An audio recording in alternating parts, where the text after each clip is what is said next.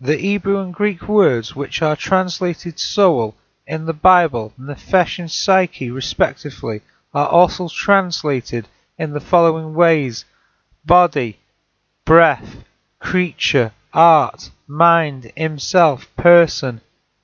The soul therefore refers to the person, body or self. The famous "Save Our Souls" SOS clearly means save us from death. The soul is therefore you, or the summary of all the things which makes up a person. It is understandable therefore that many modern versions of the Bible, the New International Version, rarely use the word soul, translating it instead as you, or the person. Animals which God created are called moving creatures, every living creature, Genesis chapter 1 and verse 20 and 21. The Hebrew word translated creature here is nephesh, which is also translated soul. For example, in Genesis chapter 2 and verse 7, and man became a living soul. Thus man is also a soul. Thus man is a soul, just as the animals are souls.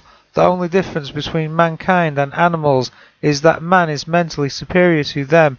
He is created in the physical image of God. See Genesis chapter 1 and verse 26. And some men are called to know the gospel, through which the hope of immortality is opened up to them. See 2 Timothy chapter 1 and verse 10. As regards our fundamental nature and the nature of our death, there is no difference between man and animals. For what happens to the sons of men also happens to animals. One thing befalls them: as one dies, so dies the other. Surely they all have one breath. Man has no advantage over animals, for all is vanity. All go to one place, the grave. All are from the dust, and all return to dust. So that was a reading from Ecclesiastes chapter 3 and verse 19 and 20. Note the double emphasis: as one dieth, so dieth the other. Man has no preeminence above a beast. The inspired writer of Ecclesiastes prayed that God would help man to appreciate this hard fact, that men might see that they themselves are beasts.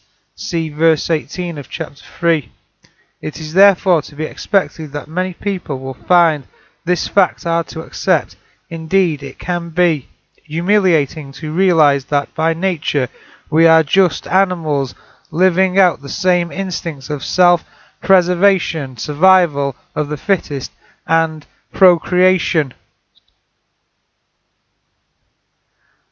The New International Translation of Ecclesiastes chapter 3 and verse 18 says that God tests man by making him see that he is just an animal. Those who are humble enough to be his true people will realize the truth of this, but those who are not will fail this test. The philosophy of humanism, the idea that human beings are of such supreme importance and value, has quietly spread throughout the world during the 20th century. It is a considerable task to clear our thinking of the influence of humanism. The plain words of Psalm 39 and verse 5 are a help. Man at his best state is altogether vanity. It is not in man that walketh to direct his steps. Jeremiah chapter 10 and verse 23.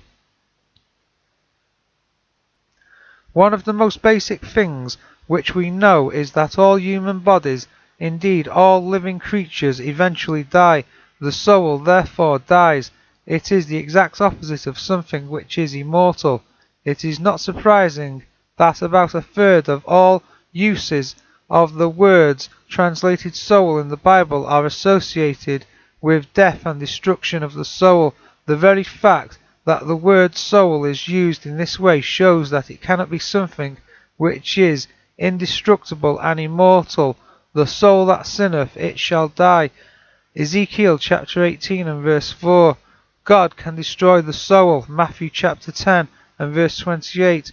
Other references to souls being destroyed are the book of Ezekiel chapter 22 and verse 27, the book of Proverbs chapter 6 and verse 32, the book of Leviticus chapter 23 and verse 30.